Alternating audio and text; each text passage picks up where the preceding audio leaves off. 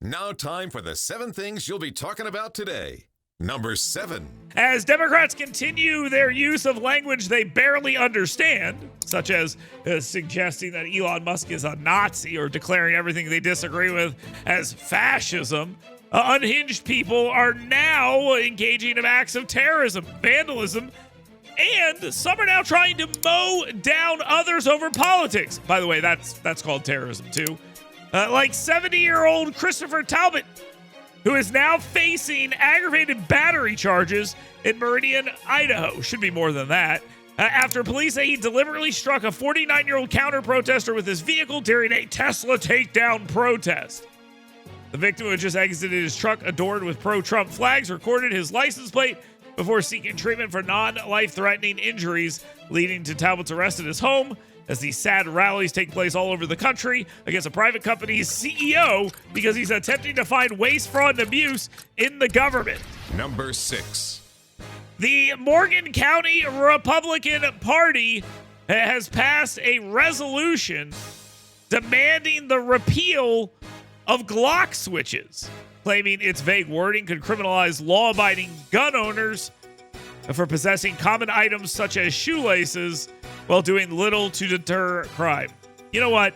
Let me just help you out here. Nobody's going to listen to this nonsense. Okay? I'm sorry, Morgan County. This is dumb, and you should not be doing this. Morgan County Republican Executive Committee member Christopher E. Greenstein criticized the law's lack of penalties for violent offenders and its echo of flawed federal restrictions, which was its point, by the way, to echo those restrictions, but let them be prosecuted on the local level. They're urging other GOP groups to say, hey, I'm going to do this, and then, no, they're not going to do that. They're not going to do it at all. Number 5. The Republican majority is in danger in Congress, okay? Just so you know, the Republican majority is in danger in Congress if what happened in Louisiana over the weekend becomes a trend. Florida, Wisconsin, Virginia elections this year could shift both numbers and moods against Republicans as Democrats are polling at historically bad levels. What does this mean? Well, look at what happened in Louisiana. In Louisiana, they have a Republican state, a Republican legislature, a Republican governor, and they lost every single constitutional amendment that was on the ballot. Republicans tried to remake the courts, rein in spending while lowering taxes, charge more minors as adults, and change how judges are appointed, and they went 0 for 4. Is this like a Democrat base is fired up and the Republican base is not that excited for these off-year stuff? Yeah, maybe that's it. Number 4. Unfortunately, Demetria Connor Dantzler, a former Montgomery-based WSFA TV reporter, got a sweet deal from a judge. She received an embarrassing lenient sentence of 1 month in prison, a year of weekend jail stays, and 3 years of supervised release from U.S. District Judge Myron Thompson, who inexplicitly cited her children's needs after she pleaded guilty to wire fraud and money laundering for stealing, I don't know why they say the word misappropriating, $927,000 in COVID relief dollars. And they're saying, maybe you'll just go to jail on the weekends and that'll be fine.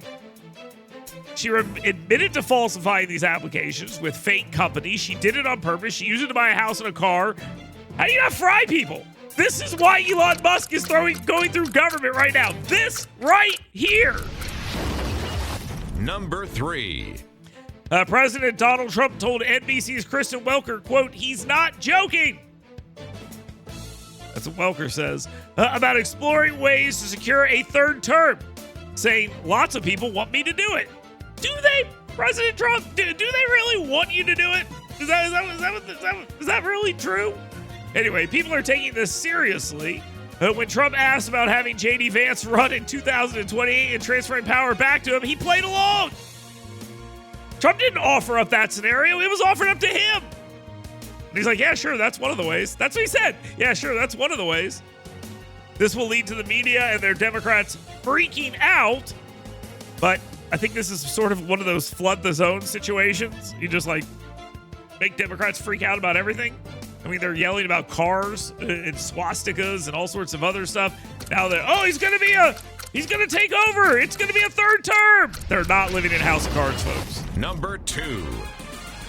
Tone deaf and politically stupid Republican lawmakers think that talking to crowds of malcontents will go fine because they are the ones that can figure out how to soothe them and not being embarrassed nationwide. They're wrong. That's why you don't hold these town halls right now, because the entire idea behind them is that a bunch of people will show up and scream at you. That's all they want. Let them scream at their cutouts of politicians' heads in classrooms that fit 80 people. Let them do that. But U.S. Representative Victoria Sparks, Republican of Indiana, held a contentious and poorly thought out town hall where over 500 constituents booed and chanted, "Do your job!" as she tackled questions on Doge cuts, Trump policies, and the Signal app leak of military plans, which is not what it was, but that's how the media is framing it. That's what's going on. Don't do it, Get dum-dums. WVNN's Dale Jackson's 7 Things You Should Be Talking About Today. Right in your email box every morning. Go to yellowhammernews.com and sign up today. Legislature, according to State Senator Greg Albritton, a Republican out of Atmore. This is coming from Alabama Daily News, which, as we all know, is state media. I mean, that's what it is. And they are pushing this bill. They want this bill. They're pushing for it. They're introducing this bill, and the bill now seems to have a bit of a story behind it. And look, here it is. You're going to have a bunch of gambling operators that are currently operating in a quasi-legal way. They're going to be given legal status. You're going to allow the Porch Creeks to do whatever the hell they want, whenever the hell they want. So that's happening, because there's going to be a compact with the Porch Creek Indians. You're going to allow sports betting, whether in person, on the premises of licensees' gambling establishments, or through individualized branded sports wagering platform websites, or through an associated mobile app of the same name. Huh? Meaning they're going to let gambling on apps, right? I have those. They're called VPNs. I mean, you could download one of those and do it now, but that's the reason, basically, why this is probably going to happen eventually.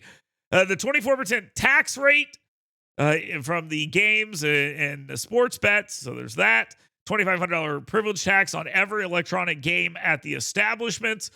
Create a state lottery and a corporation to oversee it. Create a gaming trust fund and separate Alabama lottery trust fund to receive the gaming revenue. Pump that money out and then say, hey, what if we put some on roads and then some into the counties? And then maybe we give some to the, I don't know, maybe give some to the Alabama Education Trust Fund? How about that? Huh? What do you think about that? So there we go. And so all this stuff is getting thrown out there. They're going to try to get this thing done. I don't really feel all too optimistic about it, but they're giving it the old college try. Get WVNN's Dale Jackson's 7 Things You Should Be Talking About Today. Right in your email box every morning. Go to yellowhammernews.com and sign up today.